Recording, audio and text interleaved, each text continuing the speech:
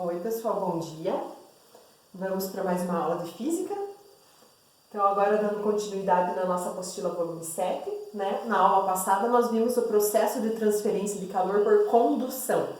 Lembram? Acontece nos sólidos, o calor vai passando de partícula para partícula até se distribuir por todo o objeto, né? Não tem transporte de matéria, né? Só acontece no meio material, principalmente nos sólidos. A gente tinha visto essas características lá. Agora a gente vai para o próximo processo de transferência de calor, que é a convecção. Tá? Lembram lá que nós temos três: condução, convecção e radiação. Condução vimos na aula passada, convecção veremos hoje. Tá? Então aqui eu coloquei para vocês uma imagem. Eu tenho aqui um líquido, um fluido dentro de um recipiente e ele está sendo aquecido aqui, ó. Tem um bico de Bunsen aqui e ele está sendo aquecido. O que acontece quando eu começo a aquecer uma certa quantidade de líquido? Vocês já fizeram ovo cozido na casa de vocês? Quando vocês colocam o ovo dentro da água e ligam o fogo, primeiro ele fica paradinho lá embaixo do recipiente, né, que vocês colocaram, da panela ou alguma outra coisa assim. À medida que a água começa a aquecer, daqui a pouco aquele ovo começa a se movimentar lá dentro. Ele sobe e desce, né? Aí a água entra em ebulição e enfim. Mas essa movimentação do ovo subir e descer é a convecção, tá? Porque o que acontece num fluido, tá? A convecção ela acontece nos fluidos, tanto líquido quanto gases. Então o que acontece quando eu aqueço um fluido?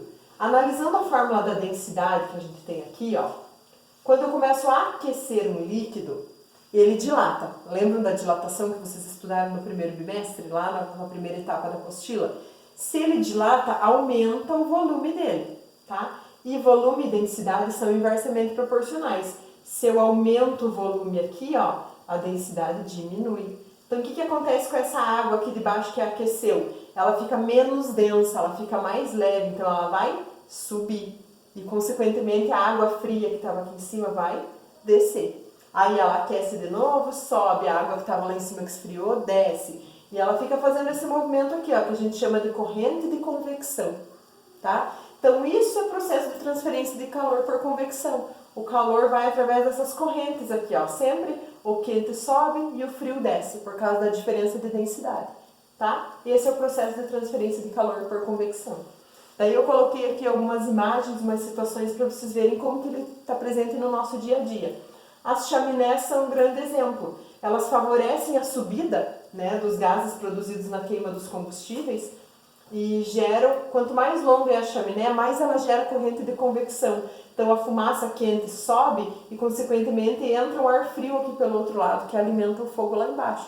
Então ela gera corrente de convecção aqui. Por isso que as chaminés tem muitos lugares que nem precisa ter nada que sugue, a fumaça sobe sozinha lá para cima, né? Por causa das correntes de convecção, tá? Então nas chaminés elas estão presentes. Aqui mais duas situações, um refrigerador e um ar-condicionado, tá? Então os refrigeradores, o que acontece dentro deles? Também são geradas correntes de convecção.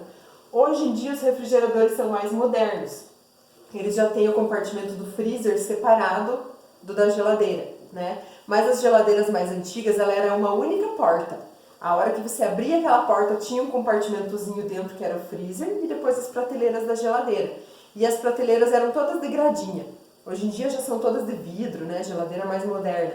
Mas por que antigamente era daquele jeito? O freezer tinha que ficar em cima, por quê? Porque ele tinha temperatura mais baixa, ele gelava. O ar gelado é mais denso, mais pesado. Então ele descia refrigerando tudo que estava dentro do refrigerador, dentro da geladeira. E o ar quente, que era mais leve, consequentemente subia. Aí ele era refrigerado no freezer, descia de novo e o quente subia. E as prateleiras, elas eram de gradinha para facilitar essa corrente de convecção, esse ar que ficava girando lá dentro, tá? Hoje em dia já são compartimentos separados, né? A maioria das geladeiras tem uma porta para o freezer e outra para a geladeira, então já não tem mais esse fato do freezer ser o responsável por refrigerar o que está lá dentro, tá? Mas dentro dos refrigeradores acontece corrente de convecção.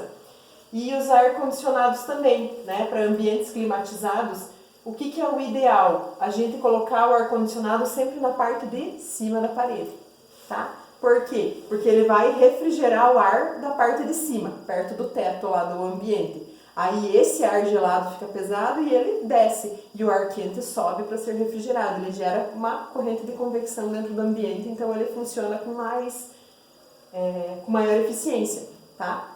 Claro que daí, quando eu for usar ele no inverno, que eu quero que ele aqueça, porque existe ar-condicionado que tem a opção quente e frio, né? Eu não vou tirar ele da parede e fazer um buraco embaixo para daí ele funcionar melhor, né? Porque daí seria o contrário, o aquecedor, a eficiência dele é maior quando ele fica embaixo, né? Que daí ele aquece o ar aqui de baixo, esse ar sobe e o ar frio de baixo desce para ser aquecido, gera corrente de convecção também, né?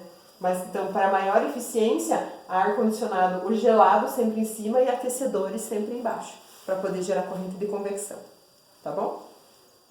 Então agora só um resuminho, né, bem simples. O que a gente viu a respeito do processo de transferência de calor por convecção? Ocorre somente nos fluidos, tá? Só líquidos e gases. Nos sólidos não acontece, só nos líquidos e nos gases. E há transporte de matéria, porque aqui, ó, o líquido que estava quente vai subir, vai se deslocar, e o que estava frio vai descer. Então tem transporte de matéria, por isso que ele não pode acontecer nos sólidos, né? Não posso desmontar o sólido e ficar trocando as partículas de lugar, né? Mas já nos líquidos e nos gases eu posso.